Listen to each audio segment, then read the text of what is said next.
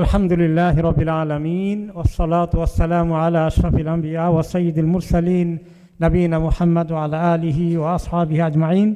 আজকে আমাদের তাফসির শুরু হচ্ছে সূরা মুমিন বা সূরা গাফির হিসাবে পরিচিত এই সূরাটির 61 নম্বর আয়াত থেকে আমরা শুরু করছি ইনশাআল্লাহ।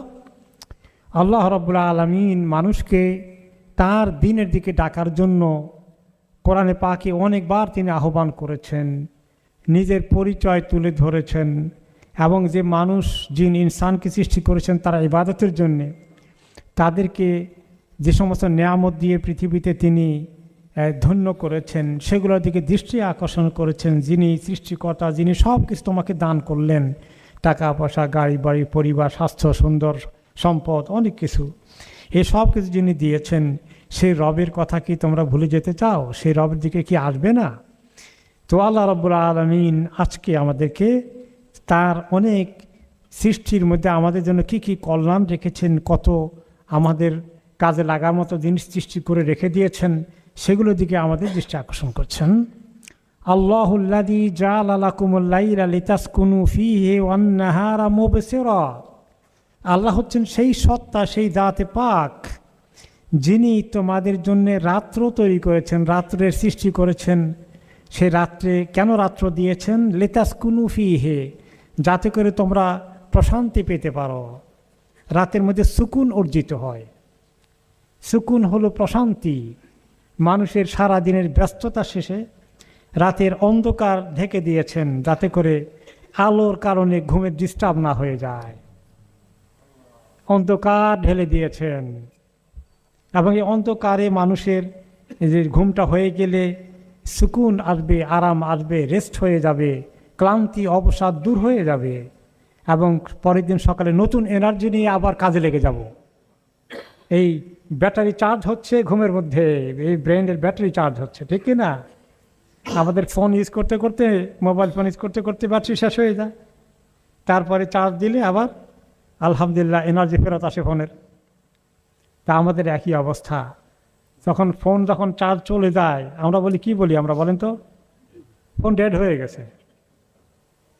তা আবার চার্জ দিলে ফোন আবার জিন্দা হয়ে যায়, তাই না? তো ঠিক তেমনি আমাদেরকে আল্লাহ তাআলা ঘুমটাকে বলেছেন মৌত, ডেড। এটা সাময়িক মৃত্যু।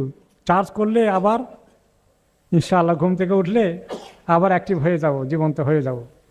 এই মিল আছে অনেক, তাই না? সুবহানাল্লাহ। সৃষ্টির মধ্যে আমাদের জীবনকে বোঝার জন্য, আমাদের আল্লাহ রাব্বুল আলামিনের সঙ্গে সম্পর্ককে মজবুত করার জন্য অনেক এক্সাম্পল আছে। তো আল্লাহ তাআলা এই রাতটাকে দিয়েছেন সুকুন অর্জন করার জন্য। এই জন্য রাতের বেলায় ঘুমের বেশি অংশ যাওয়া দরকার। আমরা সবাই একটু এই ফিতনার মধ্যে পড়ে গেছি, জানেন কি? এই সোশ্যাল মিডিয়া, মোবাইল ফোন, এগুলোর কারণে আগে মানুষ যত আর্লি ঘুমাতো, এখন ঘুমানো অনেক লেট হয়ে যায়, ঠিক কি না? এই একটা মুশকিল আমাদের জন্য এসে গেল। অনেক সময় একটা দরকারি জিনিস আপনি দেখতে গিয়েছেন, কিন্তু এরপরে দরকারের পরে ওই বেদরকারিটাও চলে আসলো। একবার হাত ঢুকালে বের করা, ক্লোজ করা ডিফিকাল্ট হয়ে যায়। সুবহানাল্লাহ। কিন্তু যাদেরকে আল্লাহ তৌফিক দেবেন, আল্লাহ যেন তাদের অন্তর্ভুক্ত করেন যে সময়ের মূল্য বুঝতে হবে। এটা যেন আমাদের নফসকে ওইদিকে না নিয়ে যেন আল্লাহ তাআলা আমাদেরকে রুটিনটাকে ঠিক রাখার জন্য তৌফিক দান করেন। এই অনেক চেষ্টা চালাতে হবে। একে অপরকে আমরা রিমাইন্ডার দেব যে না, রাত হয়ে গেছে। হাজব্যান্ড বেবিকে স্মরণ করে দিবে, বেবি হাজব্যান্ডকে স্মরণ করে দিবে, ছেলেমেয়েরা বাবা মাকে স্মরণ করে, বাবা মারা ছেলে মেয়েকে স্মরণ করে দিবে, দেরি হয়ে যাচ্ছে, ঘুমিয়ে পড়ো, ফজর পড়তে হবে, ফজরের আগে ওঠার জন্য তৌফিক দিলে সেটাও চেষ্টা করতে হবে। তো এই রাতটাকে আল্লাহ তাআলা দিয়েছেন ব্যস্ততার সময় না কাটানোর জন্য, তাই না? রাতটা বিশ্রামের জন্য। কিন্তু এখন মোবাইলে ঢুকে যদি 2 ঘন্টা ব্যয় করি, 1 ঘন্টা ব্যয় করি, তো আল্লাহর হুকুম মানলাম, আমরা কিন্তু অনেক ক্রাইম করে ফেলি, মনের অজান্তে ক্রাইম করে ফেলি। আমার আল্লাহ দিয়েছেন এক কাজের জন্য, আমি অন্য কাজে ব্যবহার করলাম, ঠিক না? এই রুটিনটাকে, এটাকে আল্লাহ তাআলার ফর্মুলাগুলোকে আমাদের মানলে এটা আমাদের জন্য দুনিয়ারও কল্যাণ আছে, স্বাস্থ্যের জন্য কল্যাণ আছে, আখিরাতেরও কল্যাণ আছে। হ্যাঁ, তো এখন আমাকে এবং আপনাদেরকে সবাইকে যেন আল্লাহ এটা আমল করার তৌফিক দান করেন। একে অপরকে রিমাইন্ডার দেব। মানুষের বেখালে আমি করে ফেলতে পারি, আপনি বেখেয়াল করে ফেলতে পারেন। হ্যাঁ, আপনার বিবি করে ফেলতে পারে, ছেলেমেয়েরা করে ফেলতে পারে। আমরা একে অপরকে রিমাইন্ডার দেবো যে রাতটা বেশি হয়ে গেছে, এখন ঘুমিয়ে যেতে হবে, আর এখন মোবাইলে থাকা যাবে না। তাহলে আল্লাহর হুকুমটা আমরা কাজে লাগালাম, এবং আল্লাহর ফর্মুলা ফলো করলে আমাদের শুধু আখিরাতের উপকার হবে না, দুনিয়ারও উপকার হবে, স্বাস্থ্যের উপকার হবে, মন মানসিকতার উপকার হবে, ব্রেনের জন্য উপকার হবে। ইন্নাল্লাহ, এবং তিনি বলেছেন যে লেতাসকুনু ফিহি, রাতের বেলা তোমরা শান্তির সাথে বিশ্রাম নেবে, আরাম করবে, তোমাদের প্রশান্তি আসবে। আর তিনি দিনে কি করেছেন, ওয়ান নাহারা মুবসিরা, দিনকে তিনি আলোকিত করে দিয়েছেন, দিনের মধ্যে আলোর ব্যবস্থা করেছেন। এত বড় একটা লাইট জ্বালিয়ে রেখেছেন সারাদিন, 24 ঘন্টা জ্বলছে, 12 ঘন্টা চলছে, কোনো সময় বেশি কোনো সময় কম, দিনের সাইজ অনুযায়ী। এবং এটা মুবসিরা, এটা এত কিছু, এত আলো সব কিছুকে তোমাদেরকে দেখিয়ে দেয়। মুবসিরা বছর থেকে, বছর মানে চোখ, যেটা তোমাদেরকে দেখতে একদম আর কোনো আপত্তি থাকে না, বাধা থাকে না, এত এত আলোর ব্যবস্থা হয়ে যায়, সব কিছু দেখা যায়। দেখার জন্যেই দিনকে দিয়েছেন, আলোকিত করেছেন। এবং দেখে আমাদের অনেক কাজ আছে, সেই কাজগুলো করতে হবে। তো এই যে রাত এবং দিন, অন্ধকার এবং আলো, এগুলো আল্লাহর কি একটা অপরিসীম নিয়ামত না? এবং এগুলো সব ফ্রি দিয়েছেন। দিনের জন্য কত চার্জ পে করা লাগবে, রাতের জন্য কত পে করা লাগবে, রাতের অন্ধকারের জন্য কোনো বিল আসবে না, দিনের আলোর জন্য কোনো বিল আসবে না। সুবহানাল্লাহ। ইন্নাল্লাহা লাযু ফাদলিন আলান নাসি ওয়ালাকিন্না আকসারান নাসি লা ইয়াশকুরুন। আল্লাহ যে মানুষের প্রতি কত দয়া করেছেন, কত দান তাদেরকে দিয়ে, দান দক্ষিণা দিয়ে ভর্তি করে দিয়েছেন, কত নিয়ামত দিয়ে তাদেরকে অলঙ্কৃত করেছেন, কিন্তু অধিকাংশ মানুষই আল্লাহর এই শুকর আদায় করে না। কথাটা কতটুকু ঠিক? আমি আপনি আল্লাহ শুকর আদায় করি বলতে পারবো? সামান্যই করি, একেবারেই এত শতকরা 1 ভাগ করি। যে পরিমাণ শুকর আদায় করা দরকার, এই সমস্ত নিয়ামতগুলো যে এনজয় করি day and night. Electricity bill আসলে, গ্যাস বিল আসলে একটু বেড়ে গেলে কেমন খারাপ লাগে, এই মাসে বেশি খরচ হয়ে গেল। আর এই যে সারাটা দিন চলছে, আমাদের আলো আছে, অন্ধকার ঘুমের জন্য দিয়ে দিয়েছেন তিনি, এইগুলোর জন্য কোনো বিল দিতে হয় না। এগুলো আল্লাহর নিয়ামত, মনে রাখতে হবে যে এটাও আল্লাহর নিয়ামত। যে সমস্ত নিয়ামতগুলো ভোগ করি, এগুলো শুকরিয়া আদায় করা বিরাট নিয়ামত। লা ইন শাকারতুম লা আযীদান্নাকুম। শুকর আদায় করলে আল্লাহ আমাদের অনেক কিছু বাড়িয়ে দেবেন, আর না শুকর হয়ে গেলে কমে যাবে। যালিকুমুল্লাহু রাব্বুকুম খালিকু কুল্লি শাইইন লা ইলাহা ইল্লাহু। আল্লাহ তাআলা নিজের পরিচয় আমাদের কাছে তুলে ধরেন, যাতে আল্লাহ তাআলাকে চিনতে পারি এবং সেভাবে ডাকতে পারি, তাঁকে সেভাবে মানতে পারি, আমাদেরই কল্যাণ হবে। ওনাকে মানলে আল্লাহর অনেক লাভ হয়ে যাবে। লাভ কার হবে? আমাদের হবে, আমাদের হবে। এই আমাদেরকে লাভ দেওয়ার জন্য তো উনি ইন্তজার করে বসে আছেন, আমাদের অপেক্ষায় আছেন।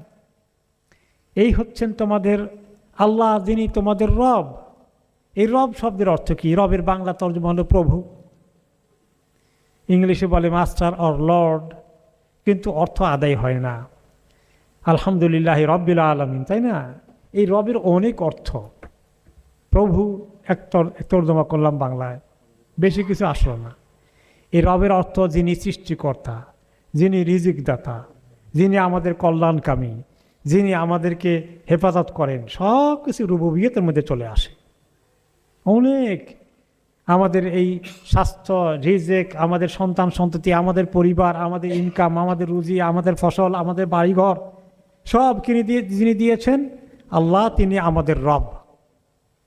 হেদায়েত দিয়েছেন, এটা তো আরও বড় নিয়ামত দিয়েছেন। মুসলিম পরিবারে জন্ম দিয়েছেন। আমাদের গায়ের কালার অনুযায়ী যদি মুসলিম পরিবারে জন্ম না হইতাম তো কোথায় জন্ম হইতাম? কোন পরিবারে? হিন্দু পরিবারে জন্ম হতো।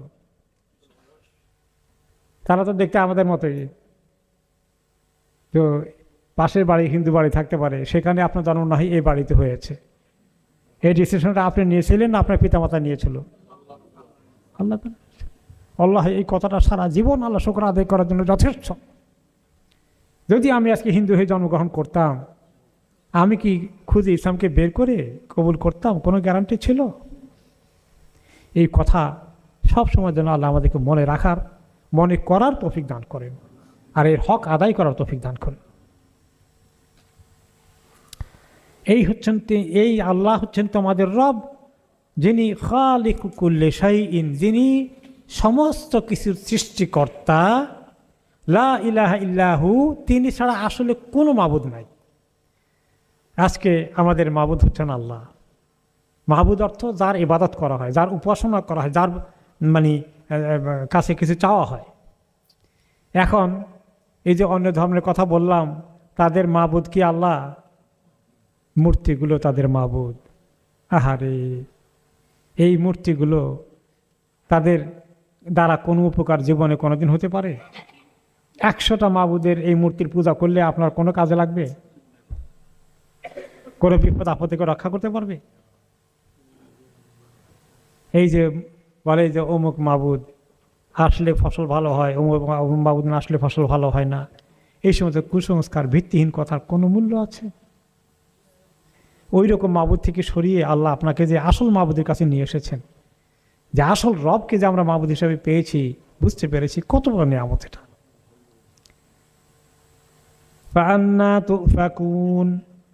তাহলে তোমরা কিসের ভিত্তিতে এই মিথ্যা মাবুদগুলো জোগাড় করো? অনেক মাবুদ আছে, শরীক আছে আল্লাহ তাআলার, সেগুলাকে তোমরা নিজের কাছে ধরে নাও যে এগুলো হচ্ছে তাদের অনেক ক্ষমতা আছে, অনেক কিছু করতে পারে।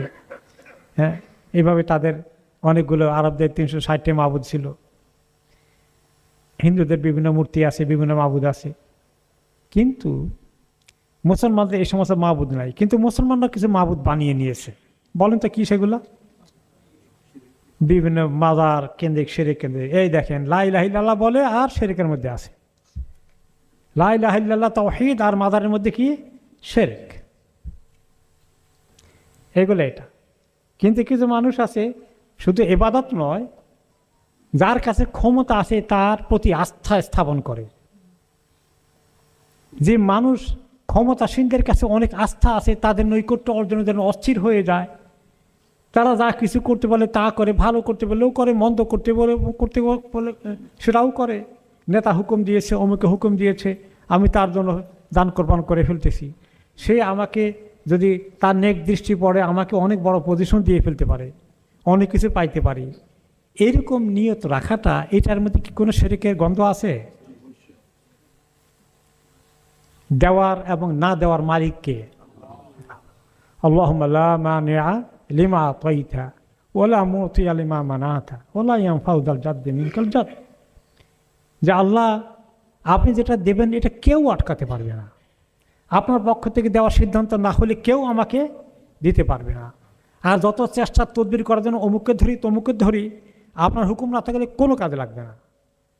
কিন্তু অনেক মানুষ আমাদের মধ্যে এই যে লাস্টের তৌহিদটার কথা বললাম, এই তৌহিদ কি অনেকের মধ্যে আছে? আমাদের যারা হজ করে আসলো, ওমরা করে আসলো, রোজা রাখলো, তাদের মধ্যেও না ওনারই ধরতে পারলে কাজ হয়ে যাবে, ওনার হাতে এখন অনেক ক্ষমতা আছে। তাকে কিভাবে রাজি করা যায়, তাকে কিভাবে খুশি করা যায়, তার মাধ্যমে কিভাবে পাওয়া যায়, কিভাবে তার মানে চামচাগিরি করা যায়, কিভাবে তার প্রশংসা করা যায়, তাহলে আমার অনেক প্রমোশন দিয়ে দিবে। তাহলে এটা কি ইনডাইরেক্টলি একটা শিরক নয়?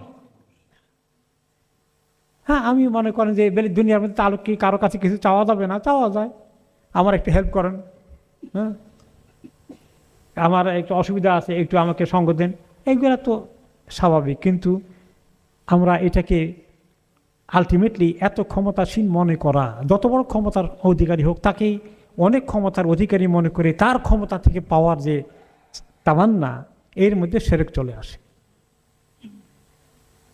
এদিক থেকেও প্রচ্ছন্নভাবে আমরা রিয়েলাইজ নাও করতে পারি যে কোন তরিকায় প্রচ্ছন্নভাবে, খুব সূক্ষ্মভাবে শিরক আমাদের মধ্যে ঢুকে যেতে পারে।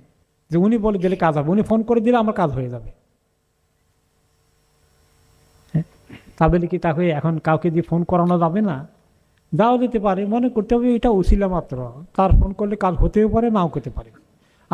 আমি তাকে অনুরোধ করলে সে আমার কথা রাখতেও পারে, নাও রাখতে পারে। সে বলে হ্যাঁ করে বলতে হয়ে যাবে, কিন্তু আসলে করবে না, এরকমও আছে কিনা বলেন? তো আমার তার প্রতি কোনো আস্থা নেই। আস্থা কার প্রতি? আল্লাহর প্রতি।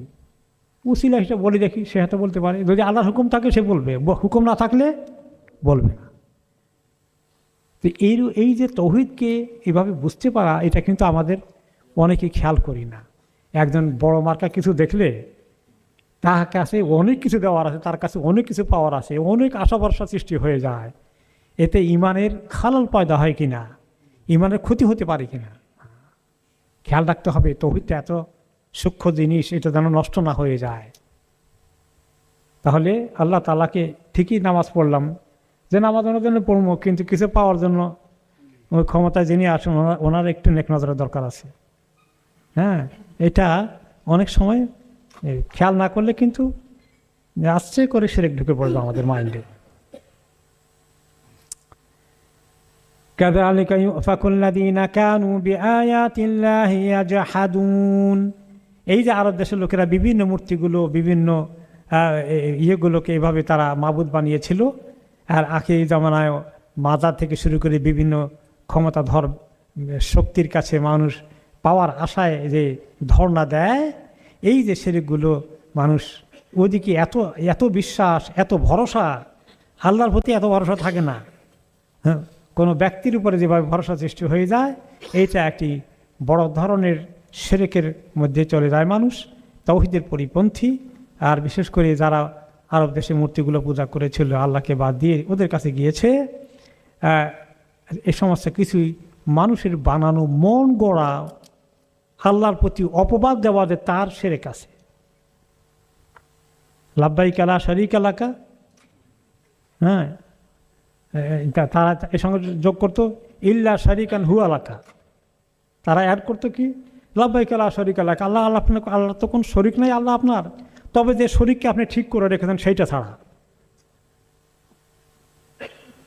তো এরকম করে তারা আবিষ্কার করেছিল। এখন আমরাও মনে করি যে হ্যাঁ, আল্লাহ তো আছেন ঠিকই, কিন্তু ওনার হাতে তো অনেক ক্ষমতা আছে। এটা চলে আসে কিনা মাইন্ডে রাখতে হবে। শয়তান আমাদেরকে তাওহীদ থেকে শিরকের দিকে নিয়ে চলতে পারে। তাহলে এটা হবে মিথ্যা, ধোঁকা, প্রতারণা, অন্য কারো উপরে এত ভরসা রাখা, তাওয়াক্কুল করতে থাকা। আল্লাহর উপরে তাওয়াক্কুল তখন দুর্বল হয়ে যায়, ইমানের খলল পয়দা হয়ে যায়। আল্লাহ তাআলা আরো বলছেন, আল্লাহুল্লাযী জাআলা লাকুমুল আরদা ক্বারারান ওয়াস সামাআ বিনাআন ওয়া সাওয়ারাকুম ফাআহসানা সুওয়ারাকুম ওয়া রাযাকাকুম মিনাত তাইয়্যিবাত। আল্লাহ হচ্ছেন সেই সত্তা, সেই জাতে পাক, যিনি তোমাদের জন্য জমিনকে স্থায়ী হয়ে টিকে থাকার জন্য পয়দা করেছেন। জমিনটা পানির উপরে আসে, কিন্তু পানির উপরে থাকা এই জমিন নড়ে না। না নড়ার জন্য আল্লাহ তাআলা কি করেছেন, ওয়াল জিবালা আওতাদা, পাহাড়গুলোকে পেরেকের মতো গেড়ে দিয়েছেন। তা না হলে জমিন কিন্তু এরকম টলটলামান হতো, দুলে পড়তো এদিকে সেদিকে, হাঁটতে গেলে মাথা ঘুরে পড়ে যেতেন। তোমাদের জন্য জমিনকে এভাবে মজবুত হয়ে টিকে থাকার, নড়াচড়া না করে স্থির হয়ে থাকার ব্যবস্থা করে দিয়েছেন। আর ওয়াসাওয়ারাকুম, তোমাদেরকে শেপ দিয়েছেন, আকৃতি দিয়েছেন, চেহারা, সুরত, হাত পা ইত্যাদি।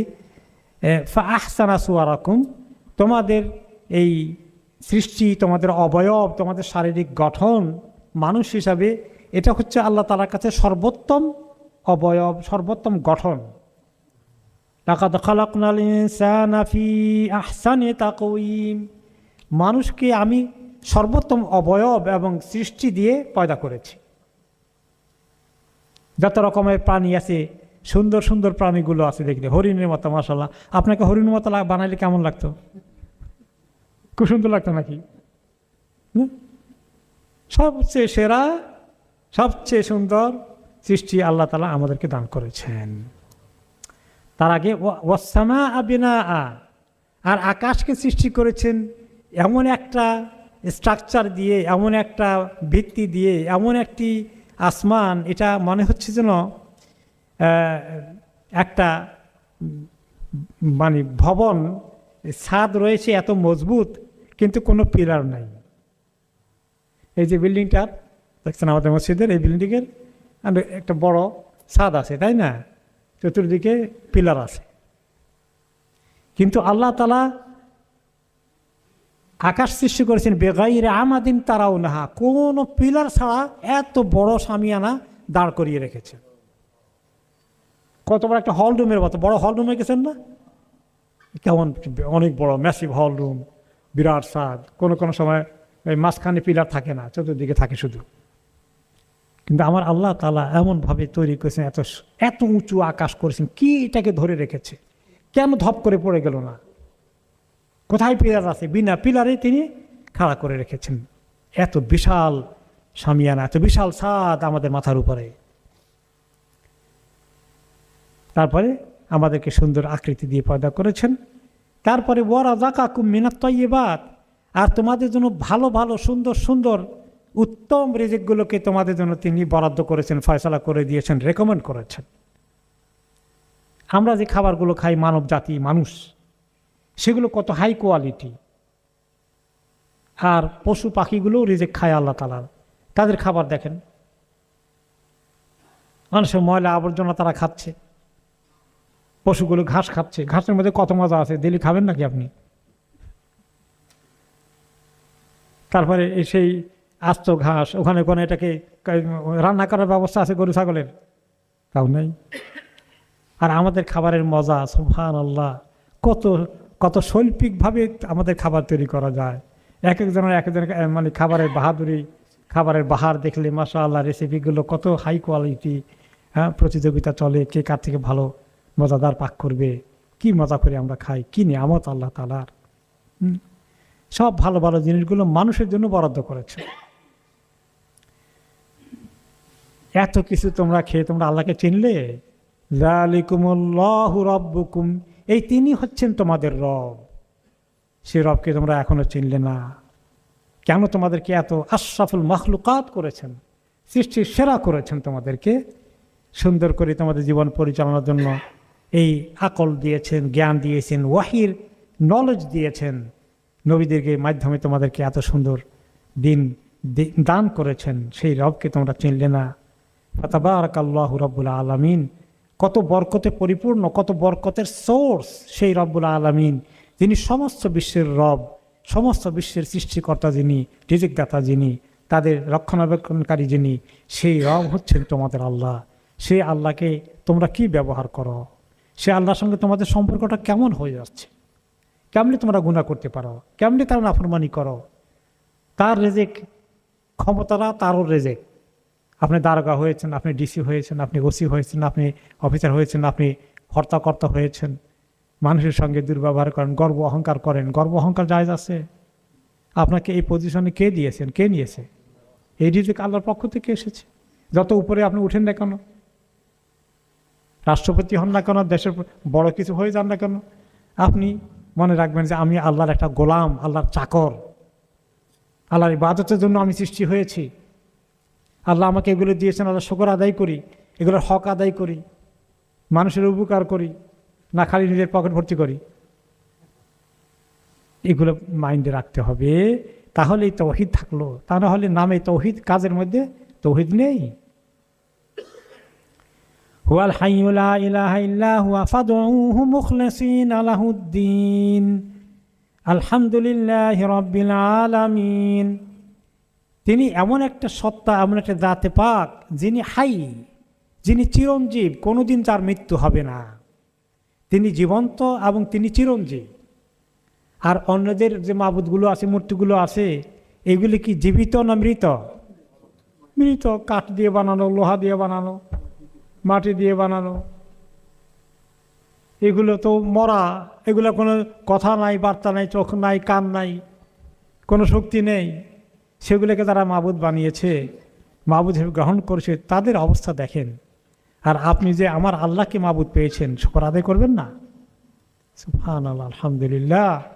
সে আল্লাহকে যে আমরা ধরতে পেরেছি, তার উপর যে ঈমান আনতে পেরেছি, এই মাবুদকে এমনভাবে ধরতে হবে, ফাদউহু মুখলিসিনা লাহুদ্দিন, তাকে ডাকো, তার কাছে দোয়া করো, তার ইবাদত করো, একদম খাঁটি করে দিনকে একমাত্র আল্লাহর জন্য ইখলাসের সাথে, যেখানে কোনো শিরক থাকবে না, যেখানে কোনো রিয়া থাকবে না, যেখানে নিজের কোনো অন্য কোনো মতলব থাকবে না। দোয়া, ইবাদত, আল্লাহর বান্দেগি করা, এগুলো এভাবে করতে হবে একদম খাঁটি করে তৌহিদের ভিত্তিতে, এবং কোনো রিয়া, কোনো প্রদর্শনের ইচ্ছা, কোনো নাম কাম, কোনো যশ খ্যাতি, এগুলোর দিকে তোমার নজর নাই। তোমার রবের খেদমত, তোমার রবের কাছে তুমি তোমার দাসত্ব তুলে ধরাই হচ্ছে তোমার একমাত্র জীবনের বড় এইম, তোমার জীবনের বড় উদ্দেশ্য এবং লক্ষ্য।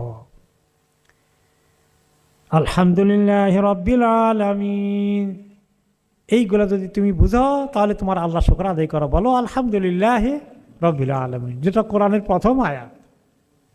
এটা দিয়ে শুরু করি। আর দুনিয়ার সমস্ত মানুষ আমাদের মতন ভালো রিজিক পেল, টাকা পয়সা বলে বাড়িঘর পেল, কিন্তু যারা আমার আল্লাহকে চিনল না, তাদের তুলনায় আমাকে সবচেয়ে বড় জিনিসটা দান করেছেন, সেটা কি? ঈমান, ইসলাম। এটার জন্য আমার যে কত শুকর আদায় করতে হবে, আপনাকে কত শুকর আদায় করতে হবে। আল্লাহ তাআলার এই কৃতজ্ঞতাকে কখনোই মিস করা যাবে না, ভোলা যাবে না। এত বড় নিয়ামত আল্লাহ তাআলা আমাদেরকে দিয়েছেন। এই আল্লাহ তাআলাকে তৌহিদের ভিত্তিতে এই ঈমানটা হবে। অনেকের ঈমান আছে কিন্তু ঈমানের মধ্যে তৌহিদ নাই। ঈমান আছে বলে দাবি করে, তৌহিদ নাই। যারা মাজারের পেছনে ঘুরে তারাও তো মনে করে সে তৌহিদে বিশ্বাসী, ঈমান আছে, কিন্তু তার মধ্যে কি আছে? শিরক আছে। শিরক থাকলে আর তৌহিদ থাকে? এই দুটি একসঙ্গে থাকতে পারে? আগুন আর পানি একসঙ্গে থাকে না। যার ভিতরে এই শিরক আছে, তার ভিতরে তৌহিদ নেই, তার মানে সে, তার ঈমান কবুল হবে না, তার শিরক করেছে। এই জন্য আল্লাহ তাআলা বলেছেন যে এই দোয়া কিছু পাওয়ার জন্য এই মাজারের কাছে যাব না আল্লাহর কাছে যাব? বাংলাদেশে কি পরিমাণ মানুষ পাওয়ার জন্য মাজারের কাছে যায়? মাঝভান্ডারি বাবার কাছে কেউ ফিরে না খালি হাতে। নাউযুবিল্লাহি মিন যালিক। কত বড় শিরকের স্লোগান। তো আল্লাহ তাআলা বলছেন, কুল ইন্নী নুহিতু আন আ'বুদাল্লাযীনা তাদউনা মিন দুনিল্লাহ। হে নবী, আপনি বলে দেন, আমাকে নিষেধ করা হয়েছে তোমরা আল্লাহ ছাড়া যাদেরকে ডাকো, যাদের কাছে যাও, যাদের কাছে প্রার্থনা করো, যাদের কাছে হাজত পেশ করো, তাদের ইবাদত না করে, তাদের কাছে দোয়া না করে আমার আল্লাহর কাছে ইবাদত করতে, তার কাছে দোয়া করতে আমাকে বলা হয়েছে। আল্লাহর কাছে দোয়া করা, আল্লাহর কাছে চাওয়া, কোনো মাবুদের কাছে না, কোনো মাজারের কাছে না, কোনো বুজুর্গের কাছে না যে আমার জন্য এই কাজটা করে দেন। করবেন একমাত্র আল্লাহ রাব্বুল আলামিন। মানুষ অনেক সময় দোয়ার জন্য যায়, ঠিক আছে, আপনি আমার জন্য দোয়া করলেন, আমি আপনার জন্য দোয়া করলাম, এটা জায়েজ আছে। কিন্তু যদি আল্লাহর কাছে যাওয়াটাকে গুরুত্ব না দেয় আর ওনার কাছে বলে উনি দোয়া করলে আমার কাজটা হয়ে যাবে, উনি অনেক বুজুর্গ মানুষ, ওনার কাছে একটু যাই, তো এইটা কি আল্লাহর কাছে খুব ভালো বলে আপনার কাছে মনে হয়? এখানেও তৌহিদের ব্যাপারে কোশ্চেন চলে আসে। যদি আপনি তার ইবাদত করেন না, কিন্তু আপনার আস্থা আল্লাহর উপরে নাই, এর উপরে আছে, এর উপরে আছে। কোন সময় দেখবেন আপনার কাছে একজন আসলে আপনাকে এমন ধরলো যে আপনি দোয়া করলেই তার কাজটা হয়ে যাবে। আরে আমার এত বিপদ আছে, একটু মানে অনেক এত বেশি চেয়ে বসে আপনার কাছে, কিন্তু আপনি জানেন যে আপনার কিচ্ছু দেওয়ার নাই, কিচ্ছু দেওয়ার নাই। দোয়া করলে আল্লাহর কাছে, তা আপনি আমার জন্য দোয়া করলে এটা আমার বেশি কাজে লাগবে না আমি আমার জন্য দোয়া করলে কাজে লাগবে? তবে একটা হাদিস আছে যে দোয়া লে আখিকা বেজাহরিল গায়ব, কেউ যদি কোনো ভাইয়ের জন্য তার অনুপস্থিতিতে আল্লাহর কাছে দোয়া করে, সেটা আল্লাহ পছন্দ করেন, কবুল করেন। ঠিক আছে, যে আল্লাহ তাকে সেবা দান করেন, আল্লাহ তার বিপদটা দূর করে দেন। কিন্তু এটা একটা সেকেন্ডারি জিনিস। এটার উপরে বেশি তাওয়াক্কুল করব না আমার সরাসরি আল্লাহর কাছে চাওয়ার উপরে বেশি তাওয়াক্কুল করব? আমার উনি আস্তাজিব লাকুম, আমাকে বলো, আমি সাড়া দেব তোমার ডাকে। এই হলো খাঁটি তাওহীদ। তো আমি, তোমরা যেগুলোকে ডাকো, যেগুলোর কাছে প্রার্থনা করো, যেগুলোর কাছে আশা করো, এগুলোর কাছে আমি না, আমাকে আল্লাহ তাআলা কি সুন্দর তাওহীদ দিয়েছেন। লাম্মা জাআনিল বাইয়িনাত, হে নবী বলে দেন, আমার কাছে যখন বাইয়িনাত মির রব্বি, আমার রবের কাছ থেকে পরিষ্কার দলিল প্রমাণ ওহী নাজিল হয়েছে, আমার রবকে কে দেনেওয়ালা, কে উদ্ধার করনেওয়ালা, আমার কাছে সব ক্লিয়ার, আমি আমার রবকে ছেড়ে কেন আরেকজনের কাছে যাব, অন্য কিছুর কাছে যাব? ওয়া উমিরতু আন উসলিমা লিরাব্বিল আলামিন, আমাকে অর্ডার করা হয়েছে, হুকুম দেওয়া হয়েছে আমি যেন রব্বুল আলামিন, যিনি সমস্ত বিশ্বের সমস্ত কিছুর সৃষ্টিকর্তা, পালনকর্তা, রিজিকদাতা, যিনি সেই রবের কাছে যেন আমি আত্মসমর্পণ করি, তার কাছে যেন আমি ধর্ণা দেই, তার হুকুম যেন মেনে চলি। এই আসলামতুর মধ্যে ইসলাম কবুল করা, কালিমা পড়ছে, ইসলাম কবুল করছে, তো সে তো নতুন করে করলো, আমি আপনাকে নতুন করে কালিমা কবুল করা লাগবে নাকি? তা আমারও বলছে যে আন উসলিম রব্বিল আলামিন, আল্লাহ রব্বুল আলামিনের কাছে যেন আমি ইসলাম গ্রহণ করি, অর্থাৎ তার কাছে আমি যেন আত্মসমর্পণ করি, তার কাছে যেন আমি দরখাস্ত দেই, তার গোলামি যেন আমি করি, তার হুকুম যেন মেনে চলি। এটা হলো ইসলাম, যে আল্লাহর কাছে নিজেকে একদম সঁপে দেওয়া, স্যারেন্ডার করা, আত্মসমর্পণ করা, তার কাছে আমার সব কিছুর মালিক তিনি।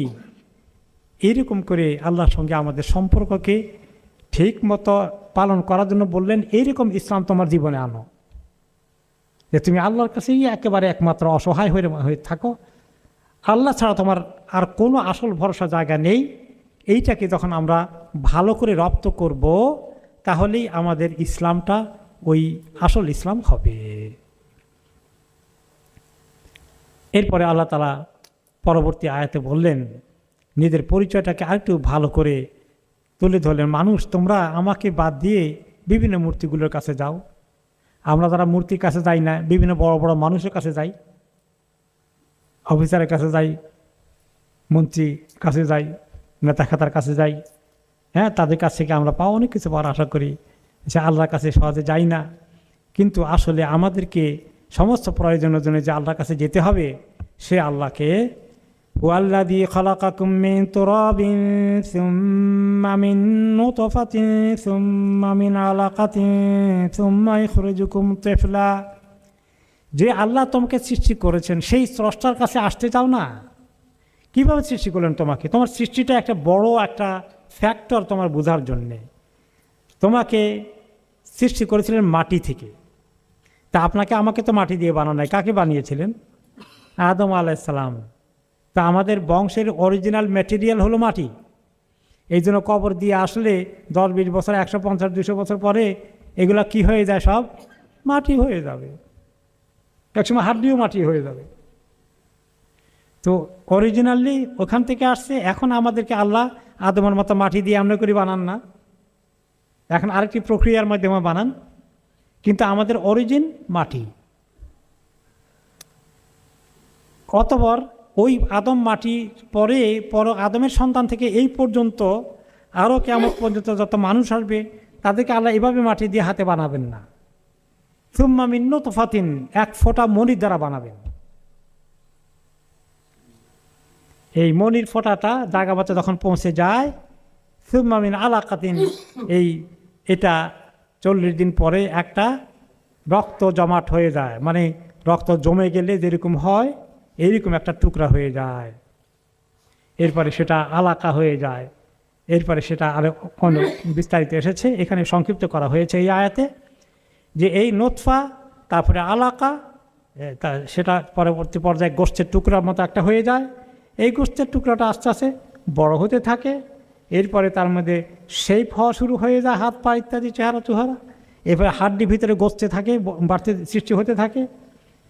প্রথমেই তো হাড্ডি আসে না, হ্যাঁ, গোস্তের টুকরা হয়ে যায় রক্ত জমার থেকে। এইভাবে যে হয়, সুম্মা ইখরিজুকুম তিফলা, অতঃপর তোমার মায়ের পেটে 9 মাস একটু আগে পরে অল্প বেশি বেশ কম থেকে, সুম্মা ইখরিজুকুম তিফলা, এরপর তোমাকে বের করে নিয়ে আসেন একটা শিশু হিসাবে। তুমি শিশু হিসাবে জন্মগ্রহণ করলে, জন্মগ্রহণ করে তুমি তখন অসহায়, তুমি একটু করে গোস্তের মতোই, উঠতেও পারো না, বসতেও পারো না, খেতেও পারো না, হ্যাঁ, তোমাকে তখন লুকাপড়া করতে হয়, তোমার মা করে।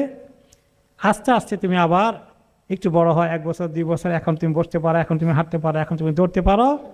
সুম্মা লিতাবলুগু আশুদ্দাকুম, অতঃপর এরকম বড় হতে হতে হতে হতে এক পর্যায়ে জওয়ান হয়ে অনেক শক্তির অধিকারী হয়ে যাও। তুমি তখন মনে করো আমার অনেক শক্তি আছে, তোমার ভিতরে তখন অনেক পাওয়ার চলে আসে, অনেক কনফিডেন্স চলে আসে, হ্যাঁ, তুমি তখন তোমাকে এত শক্তিশালী কে বানিয়েছে? যারা ক্রাইম করে, যারা মানুষকে মারধর করে, যারা লুটতরাজ করে, যারা অন্য জায়গা দখল করে, তারা অনেক শক্তিশালী মনে করে না নিজেকে? দুর্বল মানুষ এগুলো করতে যায় তা তার পিঠে মারি ফেলবে। মস্তানি করে কারা? যে মনে করে তার বিভিন্ন রকমের শক্তি আছে, গায়ের শক্তিটাও আছে।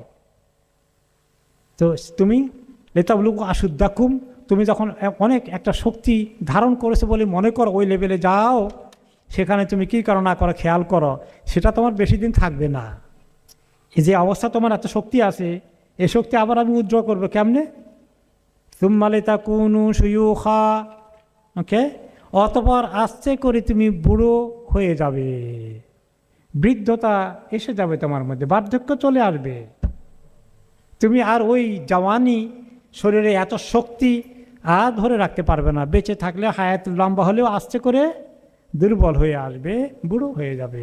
এই কথাগুলো মনে রেখো মানুষ, তারা জওয়ান শক্তিশালী, যাদের কাছে এখনও কোনো রোগ ব্যাধি কিছু হয় নাই, যারা এই জুলুমগুলো করে, চাষ করে, সন্ত্রাস করে, মানুষের জায়গা জমি দখল করে, মানুষকে নির্যাতন করে, কথায় কথায় মানুষের উপর খেপে আসে, আঘাত করে, ক্ষমতা দেখায়, এরাও একদিন শিয়ুখা, একদিন বৃদ্ধ হয়ে যাবে, বুড়ো হয়ে যাবে। অমিনকুম মান ইয়াতাওয়াফা মিন ক্বাবল, কিন্তু সবাই কি বুড়ো হওয়া পর্যন্ত বয়স পায়? না, তোমাদের অনেকেই আবার বুড়ো হওয়ার আগেই মরে যায়, এর আগেই মরে যায়। তুমি জওয়ান থাকলেও তুমি বুড়ো হওয়া পর্যন্ত বেঁচে থাকবে, কে গ্যারান্টি দিয়েছে তোমাকে? কত জওয়ান মানুষ মরে যায় না? মরে যায়, শক্তিশালী মানুষ মরে যাচ্ছে। ওয়ালিতাবলুগু আজালাম মুসাম্মা ওয়ালাআল্লাকুম তাকিলুন। আর এভাবে আমি তোমাদেরকে প্রত্যেককেই হায়াত যেটা ঠিক করে দিয়েছি, সবাই তোমরা তোমাদের ওই নির্দিষ্ট হায়াত পর্যন্ত পৌঁছবে। যার যতটুকুন পৌঁছার কথা ততটুকু সে কখনো মিস করবে না। তাকে শ্যুট করে মেরে ফেলেছে, তার হায়াত কিন্তু ওই পর্যন্তই বরাদ্দ আছে, নাকি আর একটু বেশি ছিল না। ওয়ালা আল্লাকুম তাকিলুন। আর এই প্রক্রিয়ার মাধ্যমে এতক্ষণ যা কিছু বললাম, আশা করি তোমরা আকল খরচ করে, জ্ঞান খরচ করে বোঝার চেষ্টা করবে যে তোমাদের কি করা উচিত, তোমাদের দুনিয়ার মধ্যে আল্লাহর সঙ্গে কেমন সম্পর্ক থাকা দরকার, দুনিয়াটাকে কিভাবে নেওয়া দরকার। এটাতে আখেরাতের জন্য মাজরাআতুল আখেরা, তোমার সম্বল তৈরি করার সুযোগ দিয়েছি, তুমি কতটুকু কাজে লাগাচ্ছ, তোমার শক্তি, তোমার অর্থ, তোমার ক্ষমতা, তোমার যোগ্যতা কোন কাজে লাগাচ্ছ, জান্নাত তৈরি করতে না জাহান্নামে যেতে, কোনটা? এগুলো আমি আকল খরচ করে, হে মানুষ তুমি সিদ্ধান্ত নাও, তোমার পথকে ঠিক করে নাও। হুয়াল্লাযী ইউহয়ী ওয়া ইউমীতু ফাইযা কাযা আমরান ফাইন্নামা ইয়াকুলু লাহু কুন ফায়াকুন। সেই আল্লাহ, তিনি একমাত্র জীবন দান করেন, তিনি একমাত্র মৃত্যু দান করেন। জীবন মৃত্যুর ফয়সালা শুধুমাত্র আল্লাহ তাআলার হাতেই থাকে। আর এই জীবন তৈরি করা, মানুষকে জীবন দেওয়া, সৃষ্টি করা আর মৃত্যু দান করা, এটা কোনোটাই তার জন্য কোনো কঠিন কাজ নয়। ফাইযা কাযা আমরান ফাইন্নামা ইয়াকুলু লাহু কুন ফায়াকুন। তিনি যখন কোনো কিছু করার সিদ্ধান্ত গ্রহণ করেন, ফয়সালা করে, এটা করব, এটাকে সৃষ্টি করব, এটাকে শেষ করে দেব, এটা তাকে মৃত্যু দান করব, তুফান আসবে, বন্যা আসবে, দুনিয়া উল্টে যাবে, ভূমিকম্প হবে, সব মেসাকার হয়ে যাবে, এটা তিনি যখনই কিছু এরকম করতে চান, অনেক ওনাকে শক্তি ব্যবহার করতে হয়, অনেক পরিকল্পনা করতে হয়, অনেক কিছু জোগাড় করতে হয়, কিচ্ছু না। ফাইন্নামা ইয়াকুলু লাহু কুন, খালি বলে দেয় হয়ে যাও, ফায়াকুন, তখন হয়ে যায়। তিনি যদি বলেন সৃষ্টি হয়ে যাও, হয়ে যাবে। তিনি যদি বলেন ধ্বংস হয়ে যাও, হয়ে যাবে। কিভাবে মুহূর্তের মধ্যে ভূমিকম্পের মতো একটা জিনিস এসে দুনিয়াকে লণ্ডভণ্ড করে দেয়, কত মানুষ মরে যায়, কত বিশাল বিশাল বিল্ডিংগুলো ধপাস করে পড়ে যাচ্ছে, হুমড়ি খেয়ে পড়ছে একটা আরেকটার উপরে।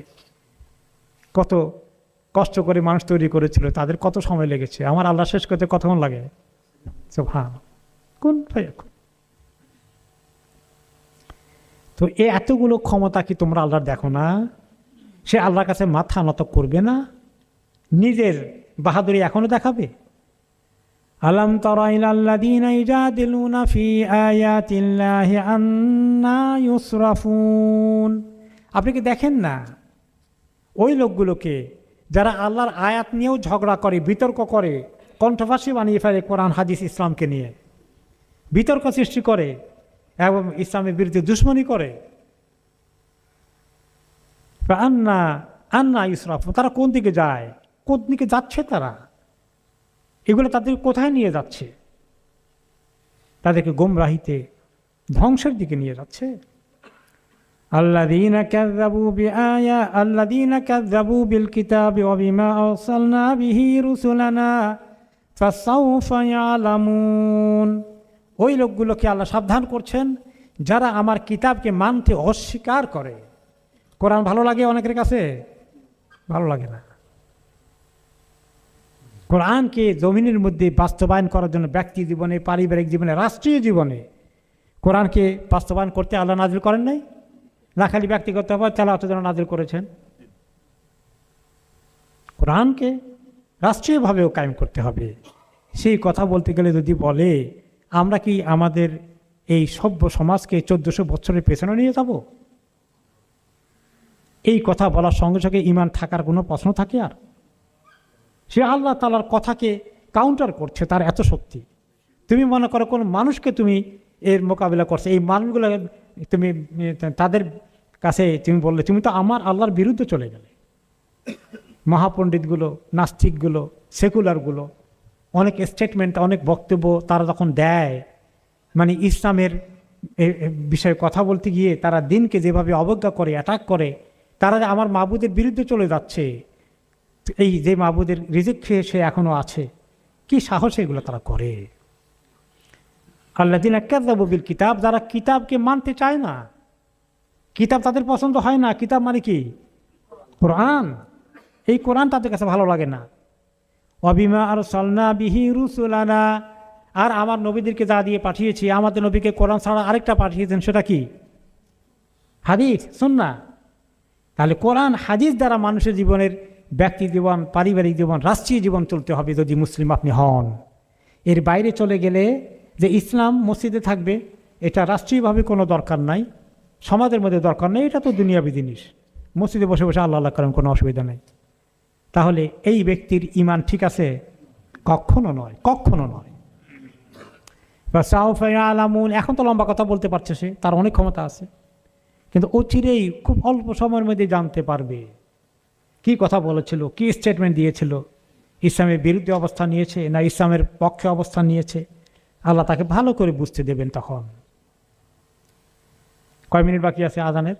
5 minute. I have to stop here. এই কথার বাকি অংশ আগামী সপ্তাহে হবে ইনশাআল্লাহ, 71 নম্বর আয়াত থেকে ইনশাআল্লাহ। এই যারা এরকম অপরাধ করে তাদের শাস্তির কথা আগামী সপ্তাহে শোনার কথা, কিন্তু আগামী সপ্তাহে ছুটি নিলাম। আশা করছি এবারে ছুটিটা জেনুইন হবে ইনশাআল্লাহ।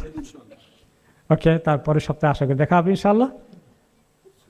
সরকারি চাকরি করি, পেনশন টাকার সাথে প্লাস সরকার আরও কিছু অর্থ প্রতি মাসে দেয়, এই টাকাগুলো কোনো খাতে ব্যবহার করে জানা নাই। অবসরকালীন অতিরিক্ত টাকা গ্রহণে কোনো সন্দেহ আছে কি? আমি ওইটার মেকানিজম বাংলাদেশের এগুলো ভালো করে এখনও জানিনি। তো টাকাকে মানে আপনার প্যাকেজের মধ্যে যেগুলো থাকার কথা, এগুলো তো আপনার হক হওয়ার কথা। এখন যদি এমন হয় এগুলাকে ইনভেস্ট করেছিল কোনো সুদি কারবারে, সেখান থেকে লাভ দিয়েছে, তো সেগুলোকে কি করবেন? তো ওইটা আরেকটি লম্বা চড়া বিষয়। এই মুহূর্তে আমি এটাকে আসলে তো বাংলাদেশে চাকরি করে রিটায়ারমেন্টে যাওয়ার মতো অবস্থা তো আর আমি প্র্যাকটিক্যালি দেখার সুযোগ হয় না। একটু বুঝে শুনে দেখি কিছু বলা যায় কিনা ইনশাআল্লাহ। জেনারেলি মানে চাকরি শেষে সরকার আপনাকে যে পেনশনটা দান করেন, এটা তো হালাল হওয়ার কথা, এটা আপনার রাইট। আযান চলাকালীন সময়ে আশহাদু আন্না মুহাম্মাদ রাসূলুল্লাহ বলার সময় সাধারণ মুসল্লি উত্তর দেওয়ার সময় দরুদ পড়ার প্রয়োজনীয়তা আছে কি? আপনি মুক্তাসার দরুদ পড়ে নিন, তখন বলবেন আশহাদু মুহাম্মাদ রাসূলুল্লাহ। আপনি তো জবাব দিবেন, আপনি বলবেন আশহাদু মুহাম্মাদ রাসূলুল্লাহ সাল্লাল্লাহু আলাইহি সাল্লাম, চট করে বলে ফেলেন এতটুকু, এটা উত্তম। ওকে, তারপরে আজানের পরে শেষ হয়ে গেলে তখন তো দোয়া করা, আজানের দোয়া পড়ার আগে দরুদ শরীফ পড়ে নেওয়া, তারপরে দোয়া করা।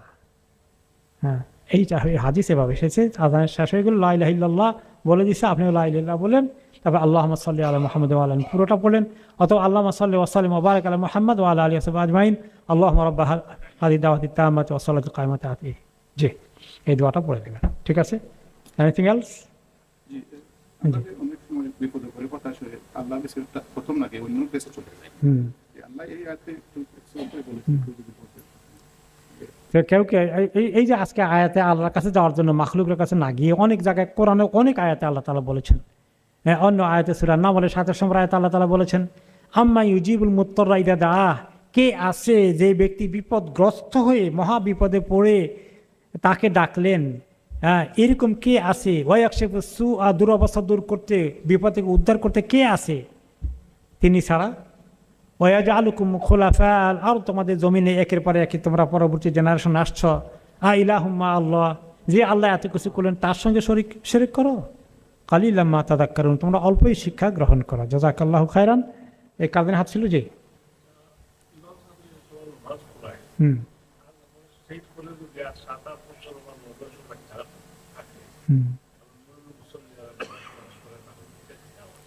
মানে যখন ইমাম নামাজ পড়ান, ইমামের একদম ইমিডিয়েট পিছনে প্রথম কাতারে একটু বালিগ মানুষ থাকা দরকার, মানে বাচ্চা না হয়ে। এই ব্যাপারে হাদিস হলো, তিনি বলেছেন ওয়ালিয়ানিলনি আহলুন নুহা মিনকুম, আমি যখন নামাজ পড়ে আমার ইমিডিয়েট পিছনে তোমাদের মধ্যে প্রাপ্ত বয়স্করা যেন নামাজ পড়ে, অপ্রাপ্ত বয়স্ক যেন না থাকে। জাকাল্লাহ খায়র। তাই ঠিক আছে। সুবহানাকাল্লাহুম্মা ওয়া বিহামদিকা আশহাদু আল্লা ইলাহা ইল্লা আনতা আস্তাগফিরুকা ওয়া আতুবু ইলাইক। সাল্লাল্লাহু তাআলা আলা খায়র।